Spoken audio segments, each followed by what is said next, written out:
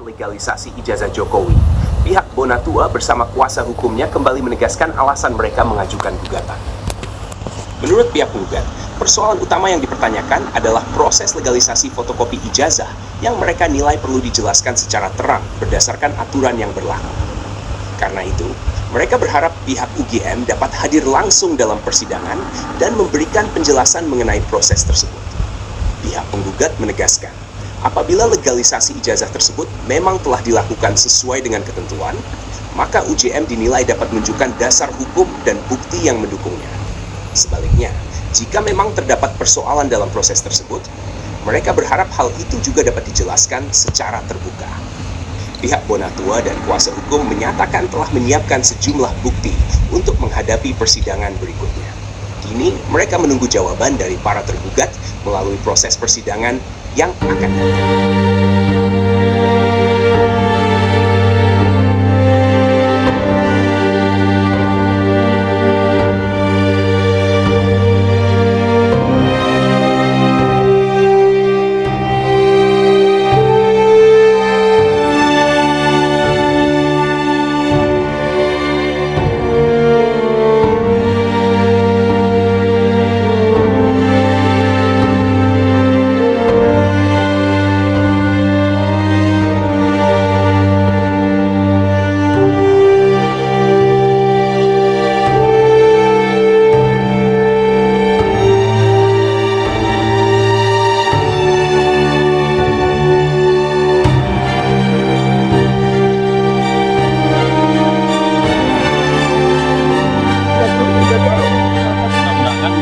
Azas umum pemerintahan yang baik, dan juga secara eksplisit kami sebutkan Undang-Undang Administrasi Pemerintahan dan Peraturan Menteri Pendidikan Nasional Nomor 59 Tahun 2008 tentang perihal penggunaan dan penerbitan legalisir ijazah Joko Widodo sebagai calon presiden, calon gubernur DKI Jakarta, dan calon wali kota Surakarta pada saat yang sesuai dengan jadwal yang ada pada proses politik itu. Jadi ini adalah perbaikan untuk memperkuat, mempertajam, dan memperjelas untuk kepentingan beracara di pengadilan. Perbuatan melawan hukum. Begitu hukum acara perdatanya. Jadi boleh-boleh saja. Jadi kalau pertanyaan tentang apakah ini wajar, ya wajar saja. Kita toleran lah untuk bisa memberi waktu sedikit para pihak tergugat, khususnya tergugat satu yang meminta waktu lebih 2 minggu untuk memberikan jawaban. Dan kami pikir itu berarti mereka serius untuk menanggapi dan membuat jawaban, anggapan, dan mungkin angkisan. Dan saya kira itu sebuah kabar baik bahwa mereka akan menjawab itu dengan serius, dan kami pun serius juga dengan bukti-bukti yang sudah kami siapkan.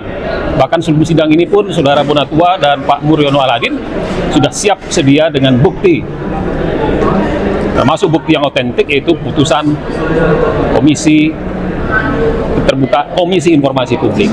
Saya kira itu. Pak Mur, Pak Bonatua, silakan untuk melengkapi. Ya. Tanggapannya atas kehadiran atau ketidakhadiran orang-orang tertentu misalnya dari UGM. Baik, terima kasih. Memang dari awal kami melihat ketidakseriusan terutama dari UGM. Tidak ada yang pernah hadir, selalu kuasa hukum. Itu dari mediasi pun seperti itu. Sebetulnya kami berharap kalau UGM datang yang T789, paling tidak 78 lah, itu karena yang menandatangani legalisasi dari fotokopi ijazahnya Jokowi. Mestinya kalau beliau datang, itu kita dapat membuktikan. Jadi nggak perlu kita tanya-tanya ke kuasa hukum kan nggak tahu apa-apa. Kuasa hukum cuma menyampaikan beliau tidak bisa datang karena berhalangan. Ya, sesuai yang dibuat adalah sesuai dengan peraturan perundang-undangan. Sedang kami lihat tadi yang disampaikan oleh Pak Joni, kuasa hukum kami, bahwa ini tidak sesuai dengan peraturan perundang-undangan untuk masalah legalisasi dari sebuah ijazah. Jadi sesuai dengan Permen ya, Permen Diknas Itu nomor 59 tahun 2008. Itu nggak sesuai, pasti nggak sesuai.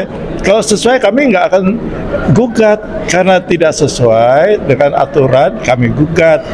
Pasti ada masalah kenapa digugat gitu loh. Kalau dari UGM datang, jadi kan akan jelas. Dan kita kan minta, UGM itu kan satu universitas yang sudah tua ya, mungkin paling tua di antara yang ada di sekarang ini dan besar sekali. Dan saya juga alma mater saya, jadi kan saya juga ikut bertanggung jawab secara moral. Kenapa sih datang aja, kenapa? Nggak ada masalah. Kalau benar ya tunjukkan bahwa memang Anda benar, tidak sudah sesuai dengan aturan undang-undangan. Tapi kalau tidak sesuai ya apa, misalnya minta maaf karena kami tidak sesuai dengan peraturan perundangan. Kan ini sudah jelas tidak sesuai, kok masih bilang sesuai itu yang bikin kami agak kesal, terus terang aja. Saya sebagai alumni malu sekali bahwa mantan dekan itu mengatakan sudah sesuai dengan peraturan undangan, termasuk rektornya. Sedang kami yakin nih bahwa itu tidak sesuai. Oleh karena itu kami gugat itu loh. Ya, ini mudah-mudahan nanti pada waktu itu ada kesempatan mereka datang untuk membawa bukti bahwa mereka katakan sesuai, ya tunjukkan bahwa mereka sudah sesuai dengan peraturan perundang-undangan. Jadi kita tunggu persidangan berikutnya, sidang 2 minggu lagi ya, untuk jawaban dari gugatan yang sudah disampaikan oleh kami dan melalui ICOR. Mungkin itu dari saya. Oke, mungkin ke Pak Bona. Ya. Harapannya Pak, kalau nanti seandainya sudah masuk ke tahap pembuktian yang katanya tanggal 16 September ya, sesuai jadwal tadi yang kita dengar, apakah menurut Bapak Prof. Naim dan Prof. Budiadi akan datang, dan kalau tidak datang apa yang akan dilakukan penggugat? Jadi saya jadi berpikir sekarang ya, bahwa sebenarnya mereka nggak perlu hadir juga. Nggak perlu juga? Karena ini administrasi. Artinya mereka juga datang tidak akan menghilangkan bukti, ya kan? Nggak datang juga nggak menghilangkan bukti. Kenapa? Undang-undang itu sudah ada sejak 2014. Peraturan Menteri itu Permendiknas 59 tahun 2008 itu sudah ada 2008, berlaku 2009. Ya. Keputusan Menteri Pendidikan dan Kebudayaan nomor 324 itu sudah ada tahun 1997. Nah, jadi sebenarnya ini kan tindakan administratif yang sebaiknya mungkin mereka ya minta maaf saja lah. Ini kan sudah ada media di sini, tinggal ngaku salah aja. Tinggal mari kita cari tahu ada apa sebenarnya. Apakah mereka benar-benar melakukan legalisir itu atau tidak? Kekhawatiran saya justru jangan-jangan mereka tidak melakukan legalisir itu. Kenapa? Terbukti dari dari putusan KIP yang sudah fakta hukum ya, fakta sidang menjadi fakta hukum, menyebutkan bahwa mereka tidak punya catatan legalisir. Bisa jadi ini sama seperti bukuku yang menyebutkan ijazah Jokowi tidak ada, di mana itu mendukung hipotesis pasar pramuka modusnya bahwa fotokopi pun bisa berasal dari fotokopi dan legalisir itu bisa di pramuka. Makanya ini saya merasa bahwa dengan tiadanya tanggal itu menghilangkan jejak penelusuran, sehingga kita tidak bisa mengkoreksi benar nggak dulu dilegalisir. Kita tidak bisa mengkoreksi dulu kalau seingat saya ada tahun sekian, tahun di waktu yang sama ada juga yang melegalisir. Ini mengaburkan penelusuran kita seperti itu. Dan paling penting adalah saya lihat di framing di saya kan sekarang udah mulai asik nih turun ke bawah di TikTok sama Bang Parlok ya. Ada sebuah semacam pengalian isu seakan-akan membiasakan membenarkan yang biasa. Membenarkan yang salah. Membenarkan yang biasa daripada membiasakan yang benar. Kenapa? Saya lihat ada banyak tim-tim yang membela beliau, membela tim sebelah, menyebutkan kami juga tidak berleges kok, leges kami juga tidak bertanggal kok. seakan-akan menjustifikasi itu biasa. Tidak, ini masalah krusial, ini masalah bernegara. UGM itu setahu saya berada dalam Republik Indonesia. Dan dia jelas di statutannya berdasarkan peraturan pemerintah. Artinya dia harus patuh. Kecuali PP itu mengacu kepada undang-undang negara lain. Atau dicabut. Jadi ya nggak apa-apa lah. Saya juga udah jenuh kalau udah misalnya mediasi 4 kali nggak datang, ya kan. Artinya mungkin mereka juga berpikir yang sama. Toh juga datang kita nggak ngerubah apa-apa, tetap salah aja. Artinya gini Pak, kalau datang kita mau tahu benar nggak sih nggak datangan, itu aja. Mungkin media kedatang aja ke sana coba.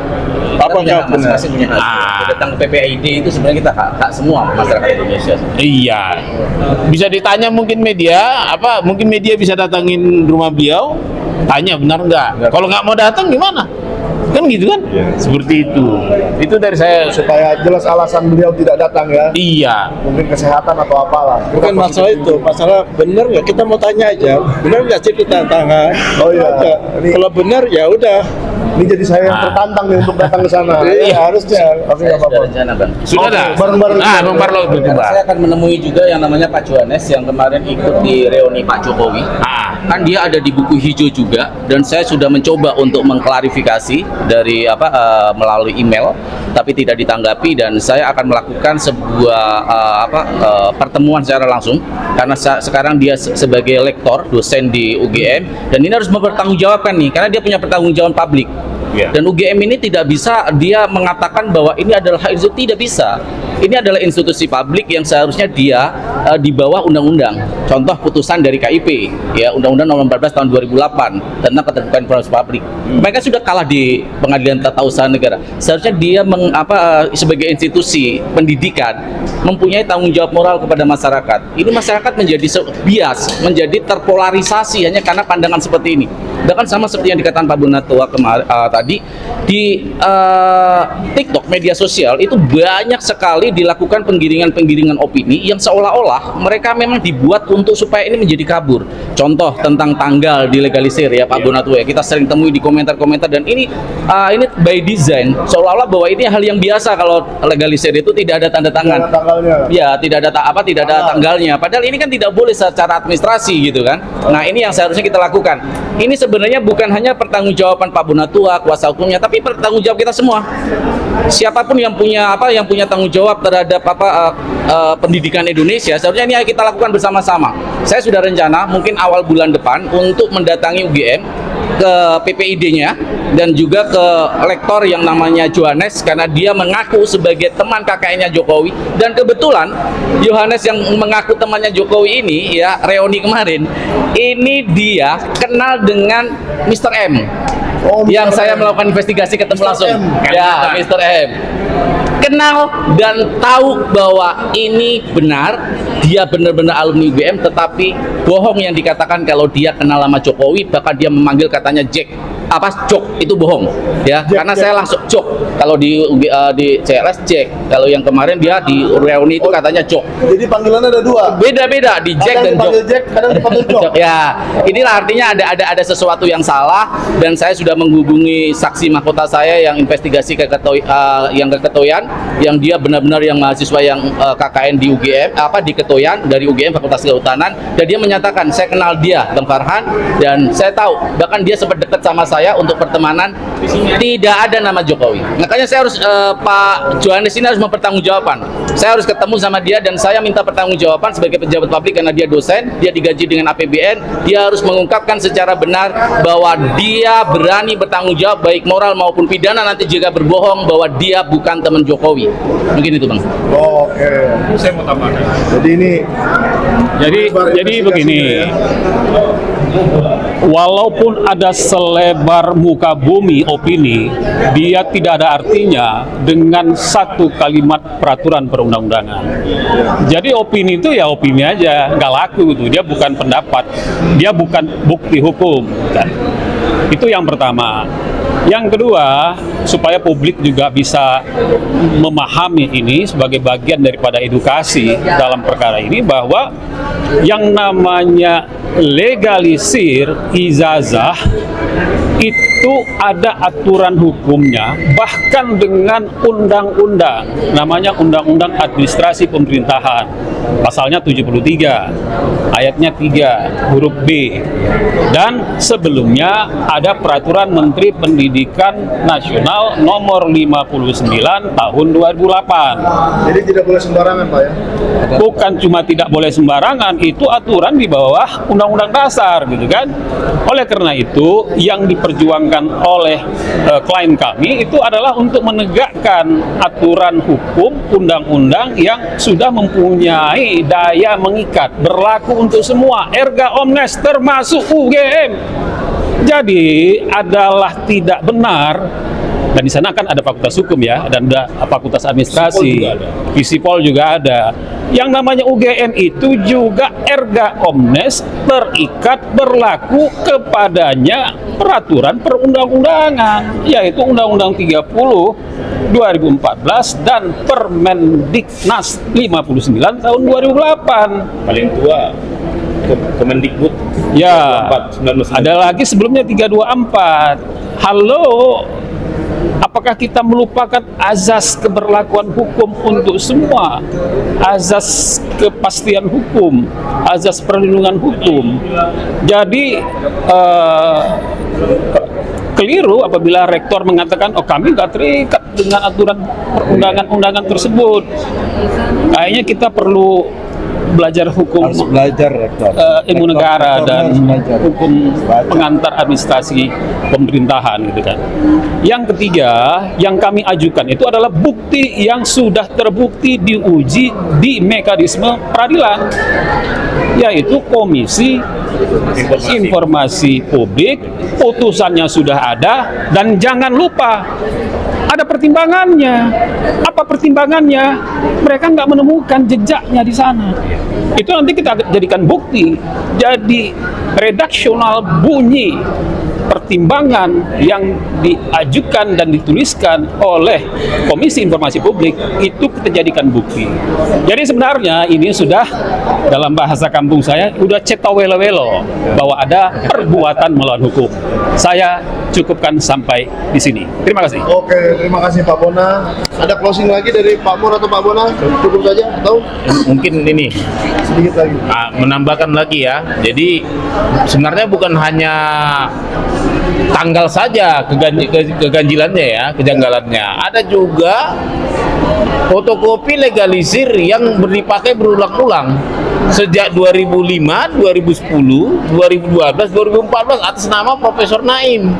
Sedangkan Profesor Naim ini sudah nggak menjabat dekan lagi 2012. Sudah tidak punya kewenangan untuk memvalidasi. Iya. Artinya yang satu ini yang 2012 dan 2014 semestinya ini dapat dikategorikan ditandatangani oleh pejabat yang tidak berwenang. Karena dia sudah tidak menjabat lagi. Karena waktu itu dekannya Profesor Setiawan Pudiarto. Iya, sudah ganti. Nah, dan yang berikutnya adalah keluar peraturan kepala Badan Kepegawaian Negara bahwa tahun 2008 NIP itu sudah harus berubah dari 9 digit menjadi 18 digit. Faktanya Profesor Naim sejak untuk tahun 2010, 2012, 2014 itu masih pakai NIP lama. 9 digit. Berarti dia bukan pegawai negeri yang sah menandatangani itu. Atau bukan dia nggak? Ini yang jadi pertanyaan kita. Apakah Mohon ditanya tuh. Itu yang tadi sempat saya email, saya mempertanyakan apakah ini terkait dengan Prof. Naim sendiri atau Prof. Naim dijadikan sebagai sebuah alasan dan namanya digunakan oleh oknum-oknum tertentu. Iya. Itu sudah saya pertanyakan. Itu yang. Nah, jadi saya mungkin belum pada ini Bang Parhan Parlok. Saya senang sekarang itu banyak banget peneliti. Serius. Bang Parhan Parlok ini meneliti sudah mulai sampai ke akar-akarnya. Dari Pramuka ke Anes. Dari Pramuka ada, di UGM ada, bahkan kemarin ada yang di SD, SMP, SMA beliau juga ada. Nah, inilah yang saya bilang, pengawasan publik, partisipasi publik membuat perbuatan curang tidak akan pergi kemana-mana. Pasti bisa kita temukan tikusnya. Begitu dari saya. Terima kasih. Ada mungkin yang lain? Ada lagi Pak Mur? Sebelum saya tutup dan beralih ke sesi khusus Pak Janes ini. Karena kalau ini Ini spesialis pramuka, peneliti pramuka. Dari kumisnya orang pramuka pada ketawa. Jadi Pak Gibran, Bapak sama anak sama, tolonglah kalian mengaku salah aja biar jangan rusuh nih Indonesia ini. Benar. Pak Prabowo perhatikan itu semua, mereka keluarga mereka itu betul-betul merusak tatanan negara ini. Masa nggak punya ijazah jadi presiden? Hah, udah gila. Saya kan investigasi, saya ke Ketua seperti Bapak bilang ini, saya juga ke Kasmujo, saya ke UGM, sama-sama ke Pramuka. Yang terbukti arsipnya di Pramuka. Capek lihat itu Pak, pengadilan juga, hakim juga buktikan betul-betul Anda itu adalah wakil dari Tuhan. Jangan menutupi dosa-dosa si Jokowi, itu aja saya. Udah. sebenarnya Pak Janes ini juga pakar keramat jati. Ada yang bertanya? Ada pertanyaan? Oh boleh, siap. Kalau ini semua Kalau Ainius nanti khusus saja. Oke. Ya, kalau gitu terima kasih Pak Bona. Mungkin tadi malam agak riuh sedikit Ainius, ya. di sebuah acara, Rakyat bersuara. tapi nggak apa-apa. Itu adalah bunga-bunga demokrasi. Ya, itulah gambaran rakyat kita.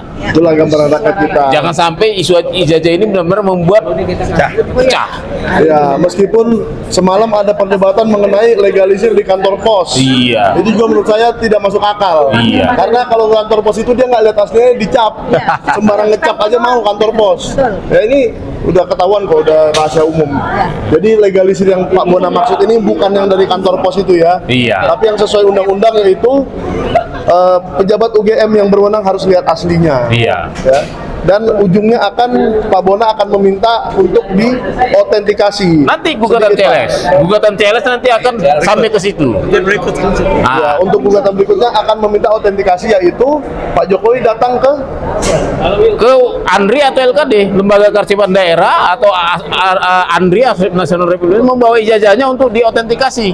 Oke, jadi disitulah Pak Bona meminta Pak Jokowi untuk datang dan membawa ijazah. Iya. Itu kan sesuai janjinya Pak Jokowi. Sesuai janji Pak Jokowi. Di persidangan Akan membuktikan. akan buktikan di persidangan akan datang. Ya, tapi itu bukan persidangan Bukan. Pak ya. Iya. Itu setelah nanti persidangan akan mengeksekusinya dengan cara begitu. Nanti di persidangan petitum kita minta supaya hakim menyuruh KPU menyerahkan arsipnya yang dari 2005, 10, 12, 14 sampai 19 ke ANDRI atau Lembaga Kearsipan Daerah. Lalu nanti berikutnya hakim menyuruh ANDRI atau Lembaga Kearsipan Daerah melakukan proses autentikasi sesuai dengan Undang-Undang Kearsipan. Nomor 29. Ya, disinilah nanti kita bisa menggugat kalau kita nggak setuju dengan ANDRI.